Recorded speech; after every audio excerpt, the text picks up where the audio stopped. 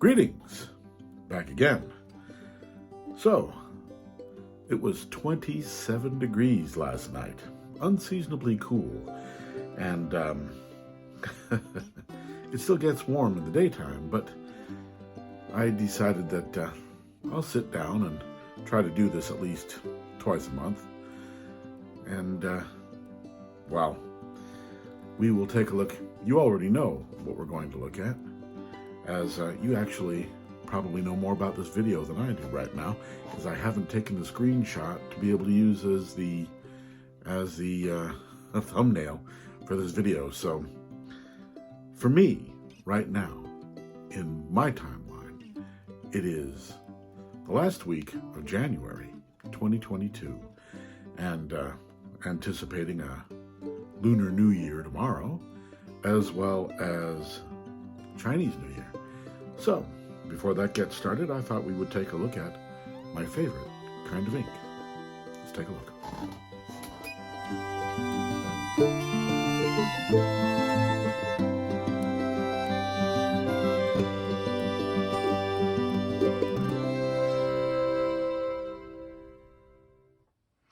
So, by now, this is not what we're going to be looking at. That is a wax seal I made on a dish. You know by now that this is a rather low-budget, one-man, one-camera, or one-phone operation here. And it is what it is. But I'm hoping that I've got a new lamp, because my other lamp started to cause me some trouble. So I'm hoping that this won't look too strange. The view is kind of tight here, so let's see if I can open that up a little bit. And yeah, since things are really literally just dangling off of other items. But that item that I wanted to talk about, as you already know, would be my favorite kind of ink. And my favorite kind of ink is India ink. And the reason why is because, well, as you know, I'm a bit of a nostalgic fellow, waxing about my past and other things, and like so many things in my life, this ink is a big part of my life. It's the first ink that I ever used, good old Speedball Super Black, and it is the ink that I used professionally for a time when I was copying music and working for my father, and it's ink that we always had around the house because my father used this ink professionally, and we had just gallons of this stuff around. And I still have some of the old bottles that he had from back in the day. I mean, we used to buy these by the case because we went through so much ink at that time. And also, another reason why I am partial to this ink, like I said, it is the first ink that I ever used. And it was the first pen that I ever used that required this ink, because it was a dip pen. And so I have a bit of a passion for dip pens as well, though I don't have half as many dip pens as I have fountain pens. And the reason why is simple. I used to use them to work, and they were my pens that I used at work. I used dip pens quite often, like this Speedball here, because these are inexpensive, $1, $2 today. And typically I would not use a nib like this. This is a writing nib. But dip pens, as most of you all, I'm sure everybody knows, come in two parts. They come in the pen holder, or the nib holder, and the nib. And someone might be frantically panicked that I am touching that nib with my fingers. And oils on the nib will, one, they'll corrode the nib, but two, they will also reject the ink, and that's something that we don't really like to happen. And typically, when I would write music, I would use a stub nib, and I would also use a nib that had some kind of a well on top, and I would either use a small glass rod, and I would transfer ink to that, or sometimes I'd even just use a paintbrush. The problem with using a paintbrush is the paintbrush gets clogged. Another problem with a paintbrush is as the paintbrush sits in the open air, the ink starts to dry, and then I will get globs or blots into my well, and that can affect how the pen would run. And when I was copying music, that could be an issue because we used to write on vellum paper, on Oslid paper, and that's why we needed to use this kind of ink. Now, with I'm sure that everyone already knows this too, but just for good practice, I'm going to go over it. Never use India ink in a fountain pen. The reason why is because this type of ink uses pigments, as well as, in the case of Speedball, they use shellac in their inks, and you do not want to be putting shellac into your pen. It will dry, and the only thing that it'll get it off is ammonia or acetone, both of which will basically melt your pen. If there's any plastic parts, they melt. Now with a nib, I just drop it into an inkwell that I fill. I have quite a few inkwells. This one's got some matches in it right now, but I have quite a few inkwells. This one is one that I keep around. I just put stuff in it because it's chipped. I have another one just like this, which is out of reach currently. That has a lid, has a nice glass lid that goes on top. And I have a couple of others as well. I have like this kind of inkwell. But typically I don't like these. This is cobalt blue. It's not really cobalt blue. It just kind of looks blue. It's painted on. And they're more for show. I got that with a kit that I bought. And they're more for show because, one, they hold too much ink, and two, they have lids on them, but the ink is going to dry out. I prefer my crystal inkwell that has the glass lid because I can see that the ink is well sealed. So typically what I do is, oddly, I used to have little porcelain thimbles that I would actually put inside of the inkwell. I liked using the porcelain thimble because the ink would hold to the white side of the inside of the porcelain, and so I could see where it is. But I used to also use these, which are just candlestick holders that I got, like a thrift store or, some kind of a thing years ago. I've had these forever. I've got a couple of them. And these are what I use to put my ink in. I just put the ink. You can see this one has some cracks in the finish over the years. These are old. These are, I bought these at a antique store back in the 80s. So, these could be older than me, 60 years old maybe. But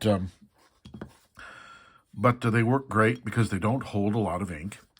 And I have good access for dipping. I can wipe. And it also is good because I can see the edge of where the ink is. When the ink is in a well like one of these, when you open these up, you can't see the level of the ink. And though I do use that well once in a while. And I don't like dipping directly into the bottle because I don't like leaving my bottle open for extended periods of time. So when I do use a well, I will typically use one of these old candlestick holders, and I love it because it's got a flange on the end, so I have a place to put my pen. Now they do make nice, fancy things, but if you're just goofing around, or like me, this was really convenient. It's got a handle on it. I can keep my fingers clean, and it's easy to move around. Because of the color of it, I can tell if it gets any ink on it. And again, I was doing this semi-professionally for a couple of years. I copied music using this inkwell, and I would do layouts. I didn't really do that much copying. I shouldn't say that I was a copyist. I did layouts. My father would write the score, and I would do the layouts where you put all of the key signatures and write all the different instruments, and then put all the bar numbers in, the measure numbers in. I would do all that kind of stuff, but it still needed to be done in India ink because the machine was going to go into an Oslid machine. Oslid process is a process that drafters use, and it uses I don't believe it's ammonia, but it uses another type of chemical wet process, and it will get on the vellum sheets, the onion skins. And if you're using a soluble ink, a water-soluble ink, the music will just, everything written on it will smear. So that's why we needed to use this kind of ink. And did we ever put this kind of ink into fountain pens? I will admit that that was something that would happen once in a while, but only when it was absolutely necessary because of time. Time was the only reason to do that. And I shouldn't even really be telling that story because the foundation of knowledge and the best practices only with dip pens, glass pens, some kind of a pen that you can soak, that you can take apart, and you don't want to be messing up your pens. But India ink is one of the things that I really enjoy using. I like to draw with it. Like I said, I used to copy with it, and so I have a lot of it around, even though I don't do any of that anymore. It's just an old friend. It is the first ink that I ever used, and when I see that there's another brand of ink out there, I like to try it. Now you'll see that this ink is over half used. This is India ink from Samson Historical. It's the same company I got my wax seal set from. This wax seal set here, which is currently housing my handle and my 3 most used wax nibs, as well as some hexes. And I've filled the burner. The burner works great. I like this a lot. So I've been enjoying using that. I use it with this large spoon, but this is all something to talk about for another day. But just to let you know, the reason why I use this spoon and not the one that came with this is this one's larger and it's easier to clean. So it's also a thinner metal, so I think it heats up a little faster, and it's just simpler.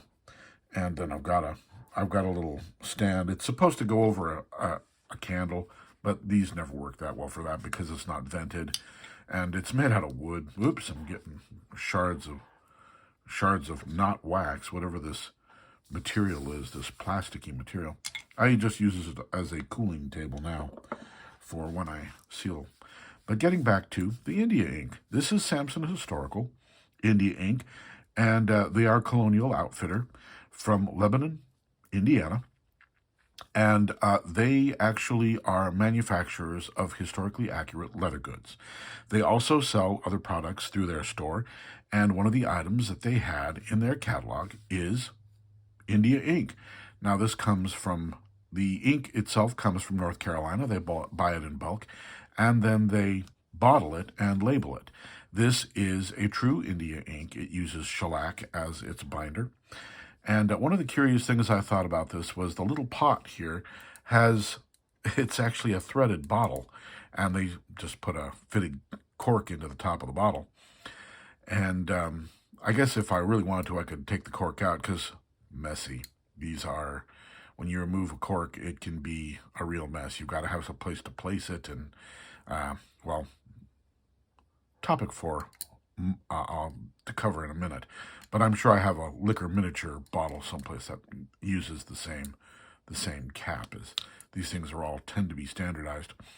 But Samson Historical is a company that focuses primarily on documented reproductions of historical items, meaning that they either manufacture the item from an original blueprint or a pattern, or they have taken items that are antiques that were used in the period and reverse engineered them to create a pattern so they can copy it.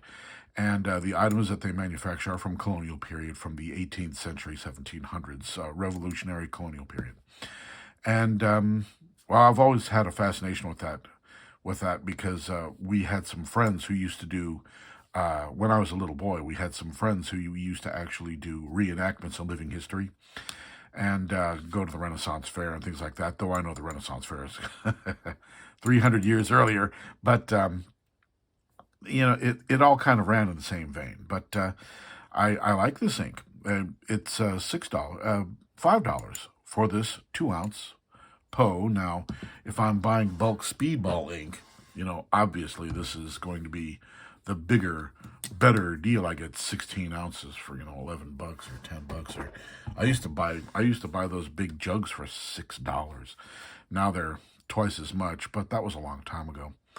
And so for just something fun to have, it's it's quaint and it's nice, and the ink is good. In fact, let's use this ink. Let's draw a picture with this ink.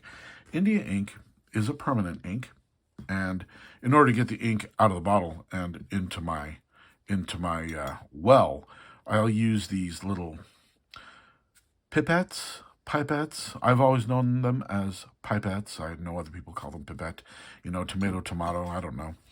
But here's where we will see having this as an advantage. Now, with India ink, it is a pigmented ink, and so you want to always agitate it. In fact, I think you can tell that the bottom of the bottle is slightly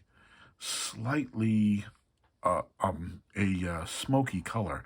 And so this can be dangerous because this is just a cork.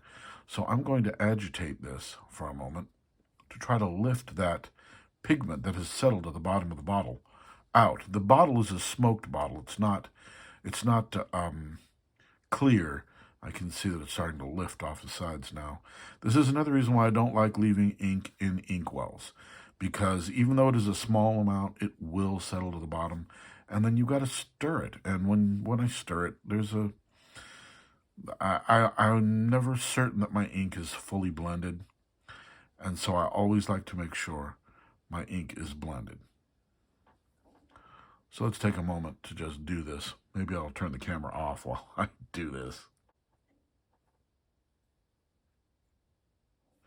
And you can see it's starting to come off the bottom. And you don't want to shake it this way because it'll create a bunch of bubbles, and then you get really bubbly ink, and that's no good.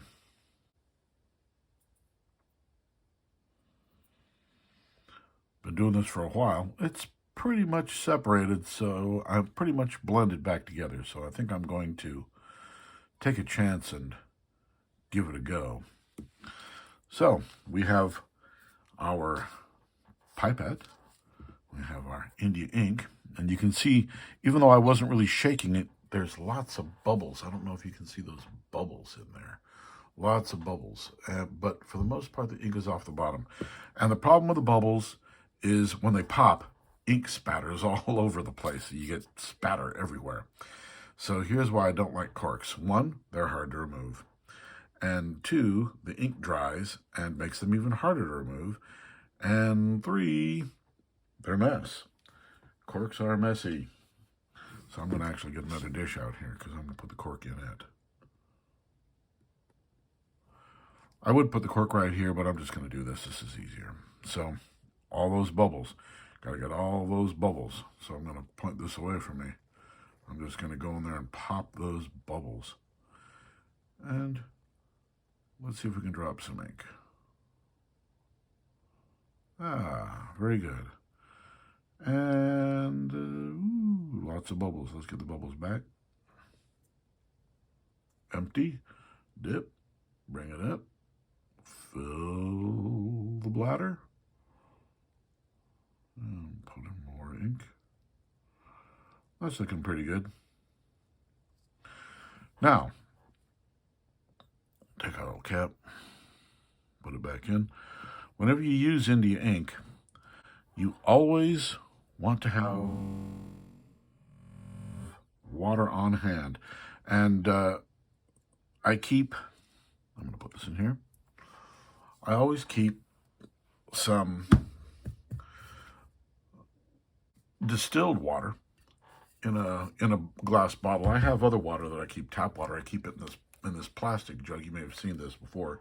I use that with watercolors and things like that, or anything I'm going to rinse. But you always want to have distilled water around. And the reason why is because distilled water doesn't have impurities. So if you want to put it with your ink, just cleaning out the pipette here, and you can see they come pretty clean.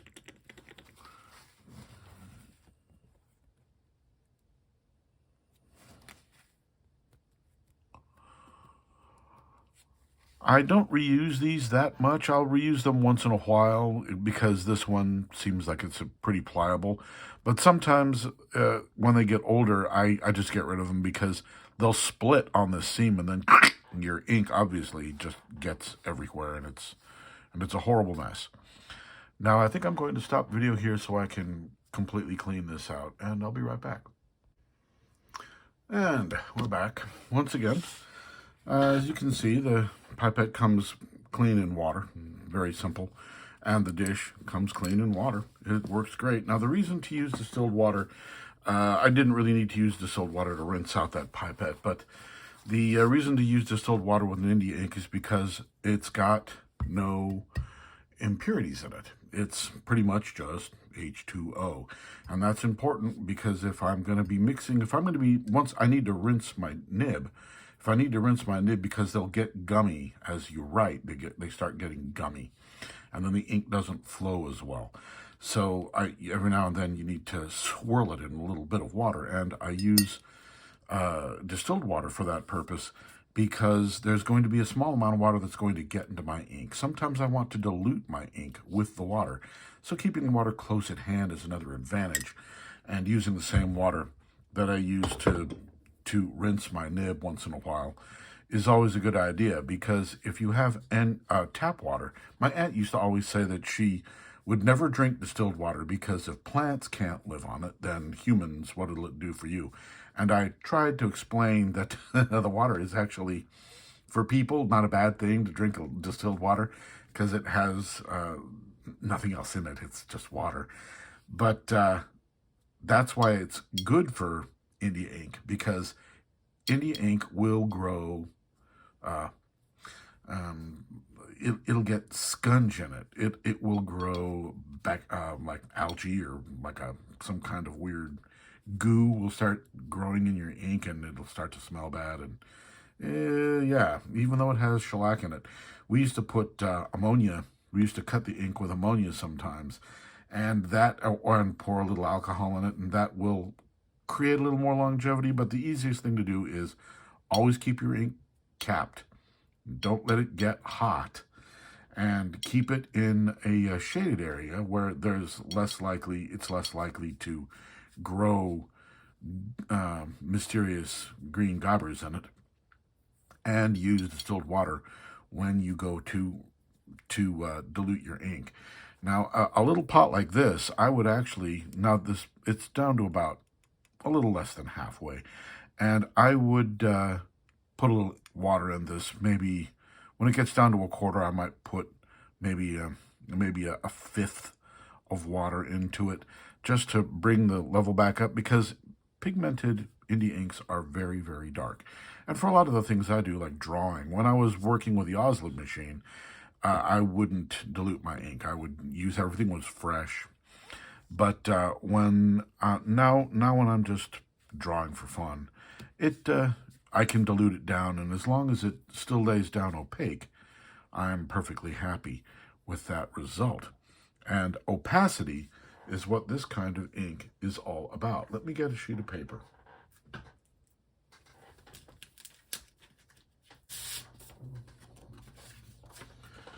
Okay, so I have here some nice parchment paper. This is Strathmore paper. It's a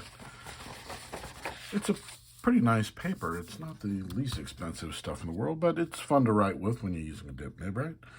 So let's, I have two nibs here. This is my preferred pen holder, nib holder, and it's made of wood. It's a little narrower than my Speedball nib holder, which is the one I used to use. I've had this nib holder for years. It's made of some kind of flexi plastic. I've had others, eventually they start to bend or they break, and the plastic gets, the plastic, the way it holds the nib is not super secure, so sometimes they get loose.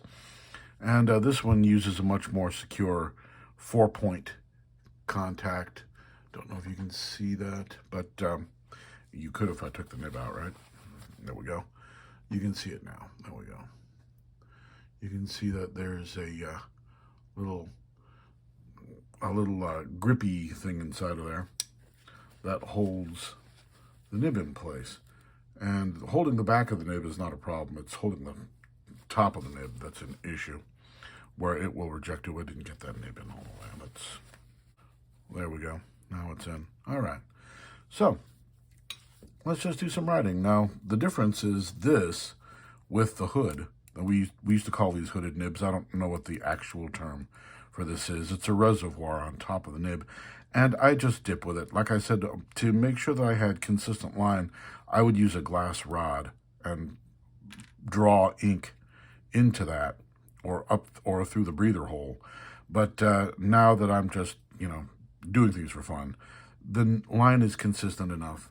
I don't worry about that. I just dip and have a good time. So we can dip in our ink, and I'm going to turn this sideways. This is, let's see,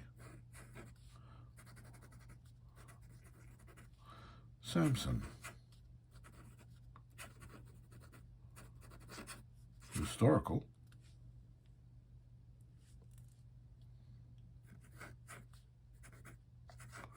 India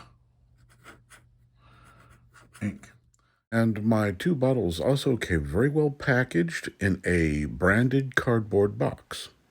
It's also called Indian ink. It's actually a product from China. This ink uses a vegetable soot. It's a vegetable soot ink. Traditional inks are made from lamp black. Lamp black is just the soot, the kind of stuff that comes off of a candle onto the bottom of a dish, like this dish that I keep dumping little mystery plastic bits out of. So, as you can see, this nib, you can see that it's rejecting a little bit of ink here where I was touching it earlier. I don't think you can see that.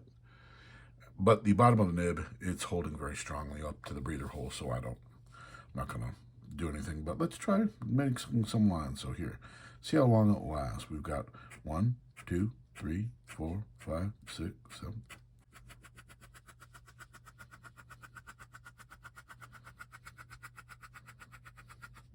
There's 60, 61, 62, 63, 64, 5, 6, 7.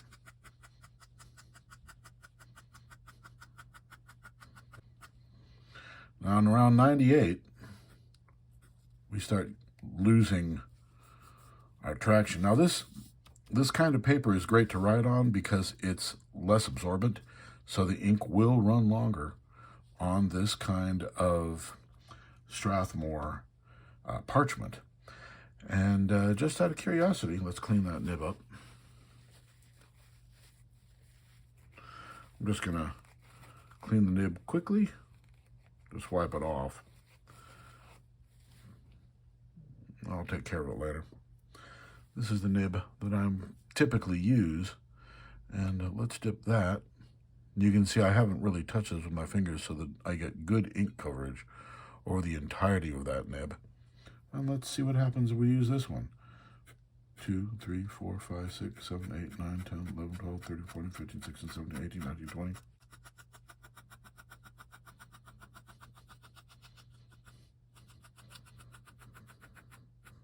'70s, 1, 2, 3, 4, 5. 100.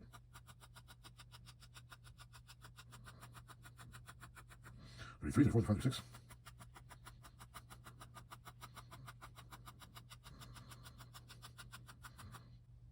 80, 81, 82, 83, 84, 85, 86, 87, 89, 90, 92, 93, 94, 95, 96, 97, 98, 99, 200, 201.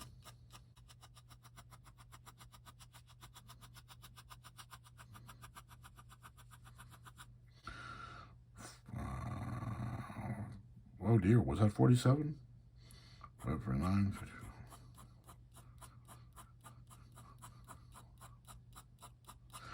But as you can see, point made, right? Literally, point made.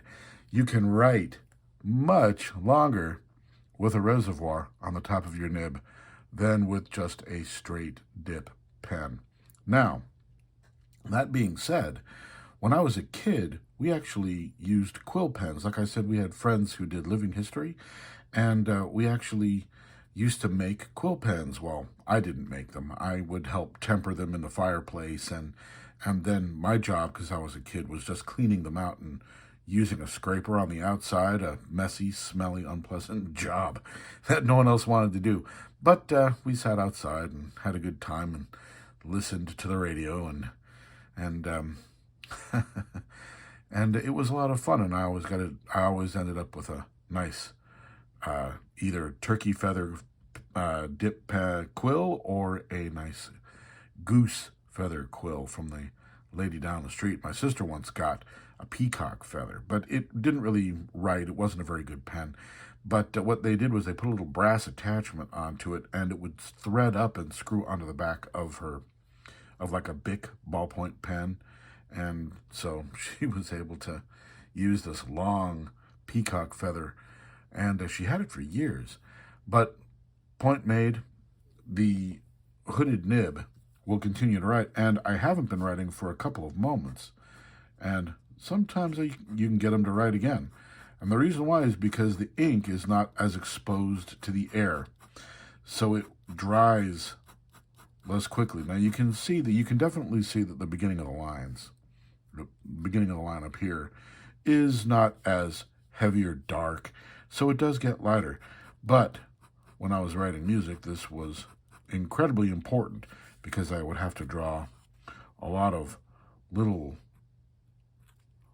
crazy lines, lots of flats and sharps and key signatures and all kinds of misery that there was hiding in the music.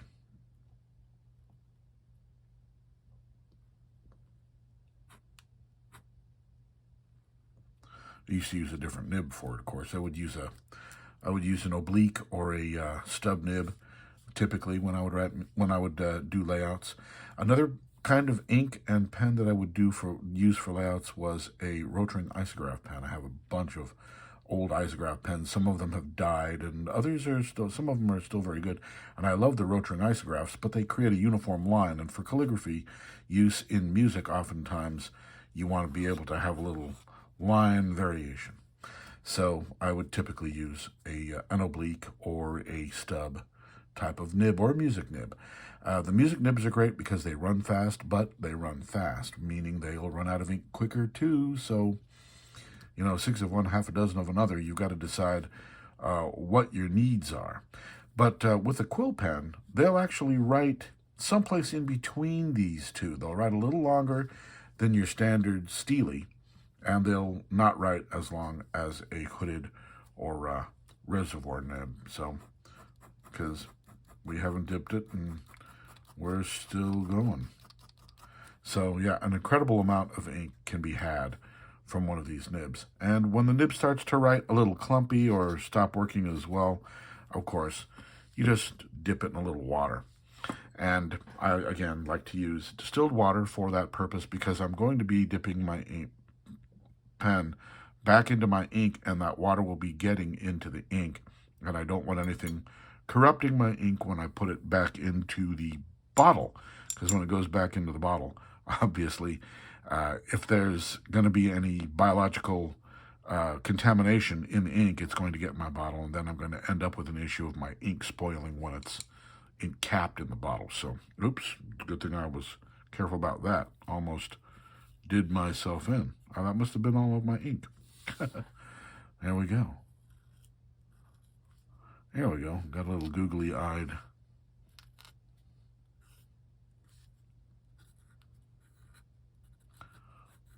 critter here. Don't ask me what it is. It just appeared from nowhere, came flying out of my pen. It's the pen monster. And looks like he suffered some brain injury here. We'll have to keep an eye out for him prowling the halls tonight. So our little mad critter over here is really, I don't know. Yeah, maybe it's Ren and Stimpy. I don't know. But all kidding aside here, let's take a look at some of the opacity of this. So let's fold the paper in half. We're going to get the clean side. I would turn it over, but this is messy enough. So here is something about this ink, that it is very, very, very dark. And that is one of the great advantages of this kind of ink, that I can have lighter colors. Oh, this pen's railroading. I guess it needs to be filled. Let's fix that. Yeah, well, no, I'll check it later. And different colors of ink.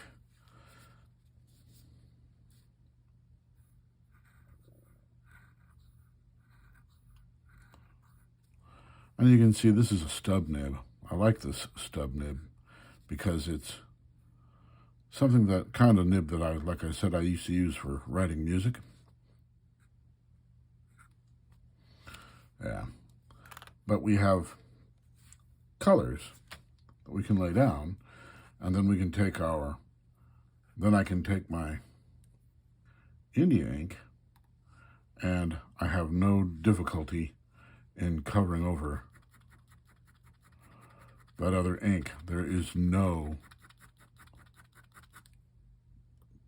show through because of the opacity of India ink. Where if I were to use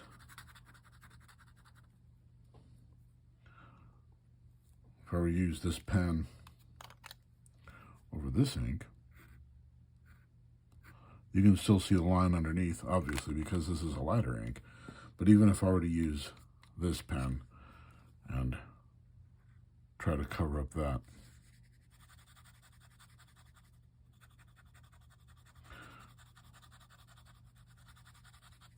you can still see that there's a little bit of show-through coming through.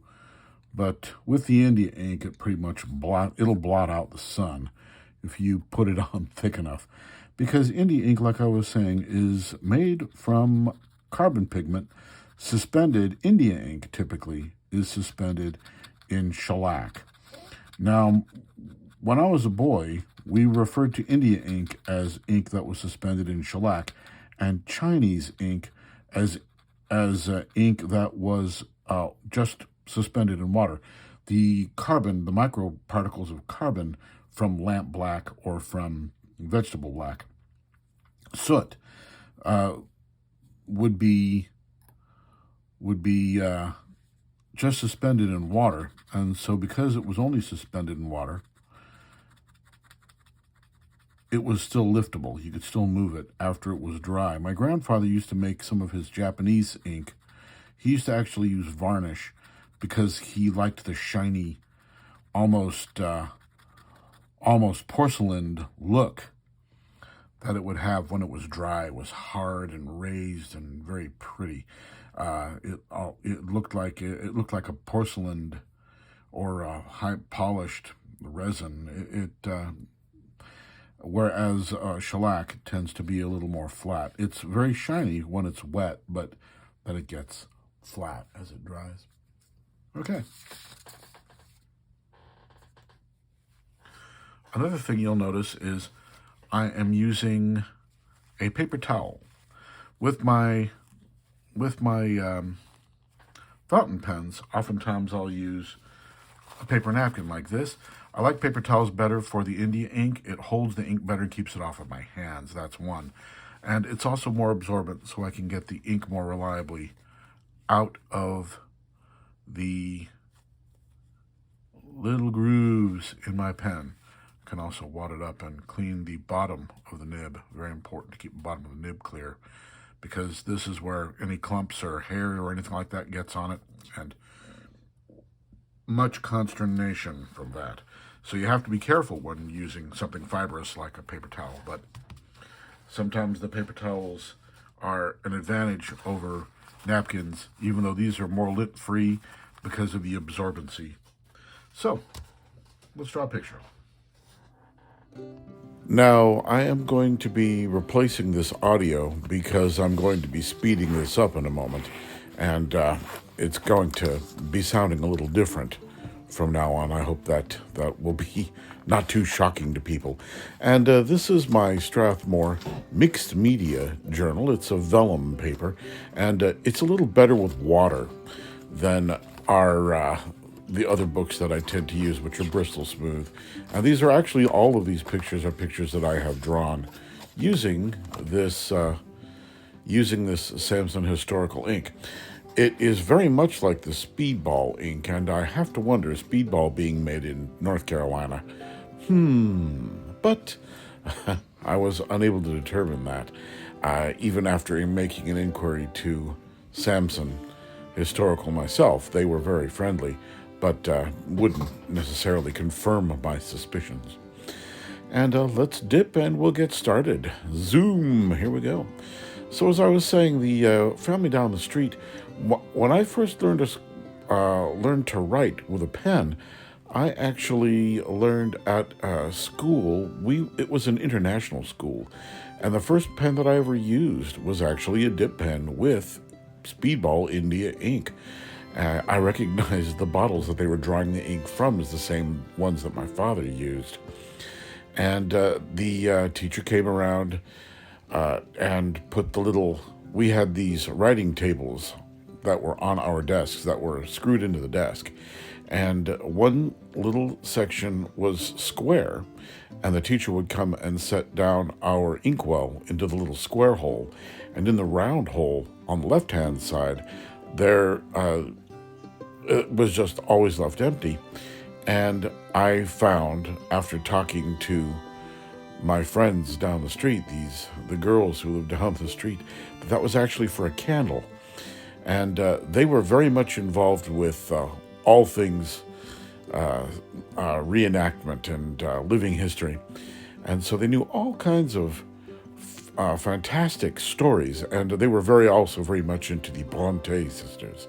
And one day they came over to the house and invited me to listen to the radio. And their father, he was a crazy engineer, and he had three of the same model car in his front yard. Actually, two of the same model car and in a station wagon, but they all used the same engine.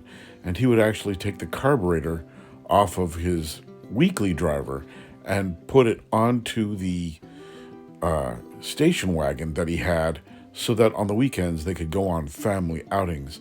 But the girls were very much involved in sewing their own clothes, and they had costumes for doing colonial reenactments. But they also very much loved Dickens and the Bronte sisters, as I said. And one day they invited me over to listen to the radio. Their father had built a radio, a multi-band radio.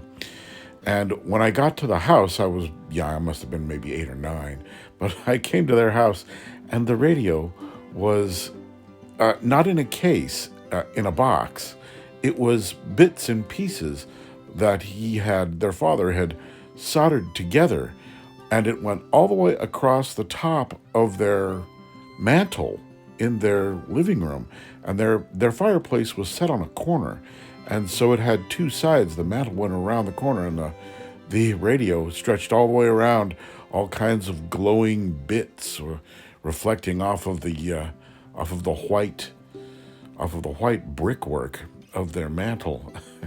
But we sat there and we listened to Orson Welles' version of Jane Eyre.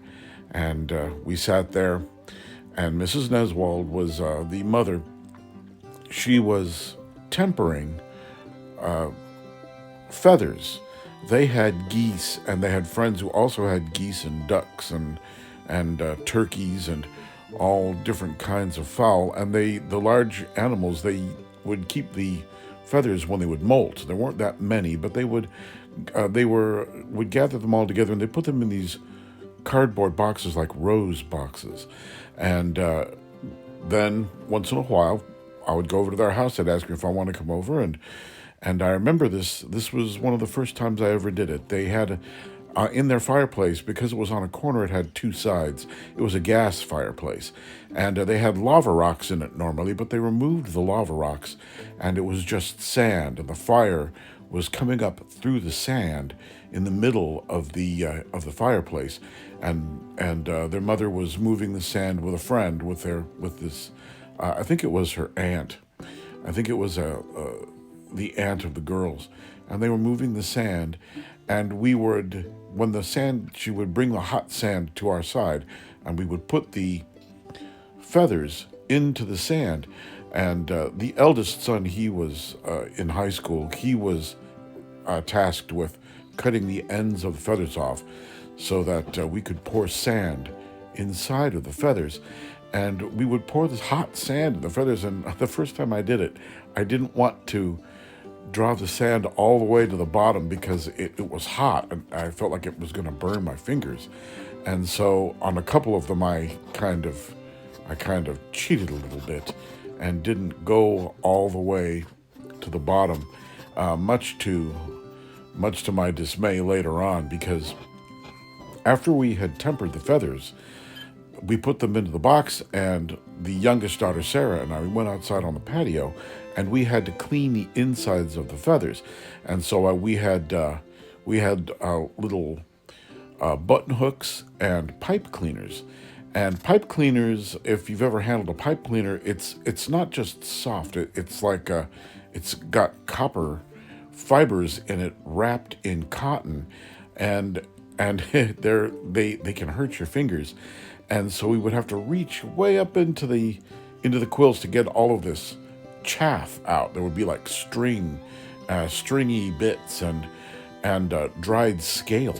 And the feathers that I didn't put the sand all the way to the bottom of the quill, they had this kind of a liquidy gray goo that would come out, and it just smelled atrocious. It was awful.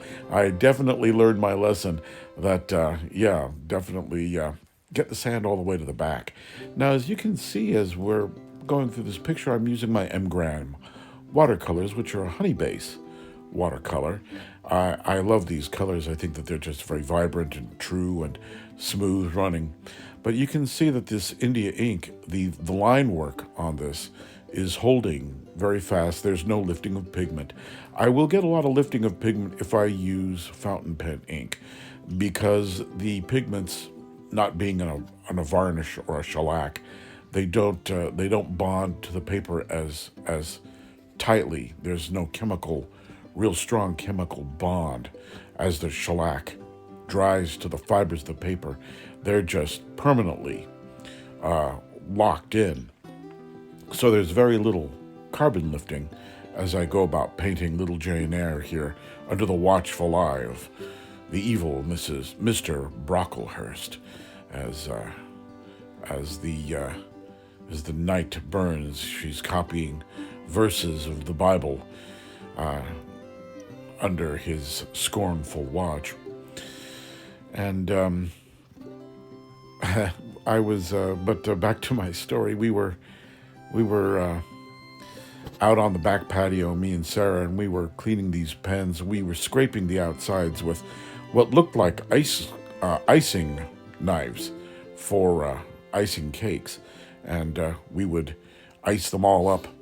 Not ice them up, but we would scrape the outside off, and there was this white flaky powder that was all over all of the outsides after they had dried. But certainly a great amount of fun. And it was a good time to go over to their house and be able to do those things. And certainly left a very deep impression on me, as I've been very interested in all things history, and I've been known to go to a rendezvous event myself, dressed in costume with my Kentucky rifle, and it's just something fun. I've tried to get my son involved in it too. We both went to the last rendezvous in Northern California, near where I live here in Oregon, and we had a very wonderful time. And the girls would dress up for Renaissance Fair as well. They would take their Dickens outfits and they would just modify them slightly, and they became Renaissance children. And if you dress in costume, you could get in for free at the Renaissance Fair.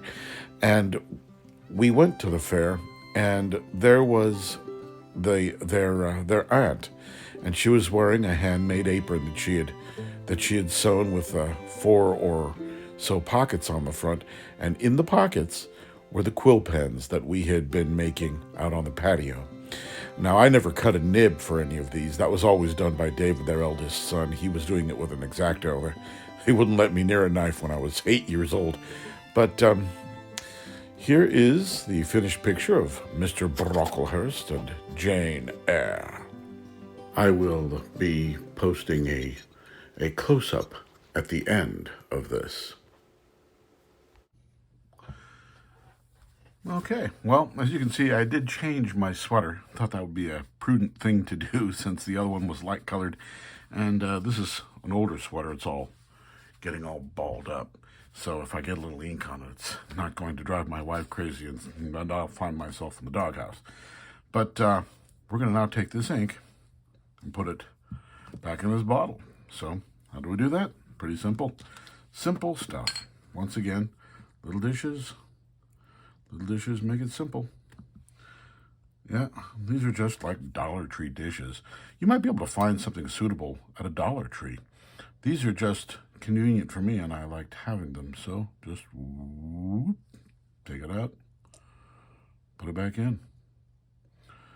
And if you're a drinking man, as I have been, and occasionally still am, you'll want to make sure that you're not drinking when you do any of this. Because, boy, yeah. Now,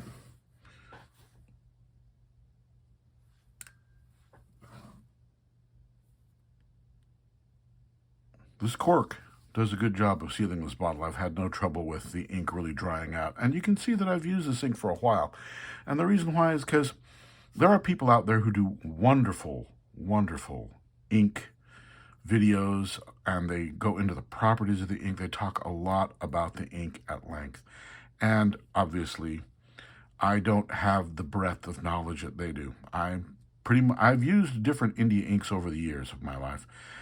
But for the most part, I stick with my traditional things that I like to use. I have, of course, I have some Higgins Black, and I've used Sumi inks, and my Japanese grandfather, he used to do Japanese calligraphy. He used to grind his own ink, and I would use, sometimes he would make a little extra, and I would use it, but I'm more of a traditionalist, and the Speedball ink was what we had already always used, and being rather waxing poetic and nostalgic on a lot of things, it was just the thing that I like to do, like using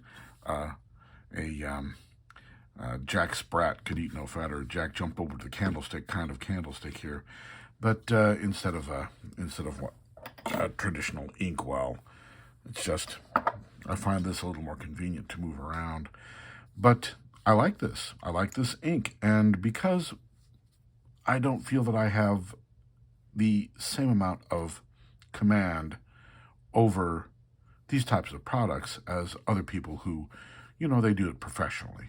I just like to make sure that I really know that I like the product before I talk about it on a video, and I definitely like this ink. Is it, like I said, the Speedball, you can't beat it for the price. But this ink performs just as well. It holds very nicely underwater, under wet conditions, that is, for sketching and drawing. And it's just kind of fun. It's kind of fun to have a little bottle of ink with a cork in it. It's just something cute to leave on my table. My desk is covered with all manner of oddity. And, it's just one more little thing that I can set over here and visually pleasing to look at. Now this, again, paper towel.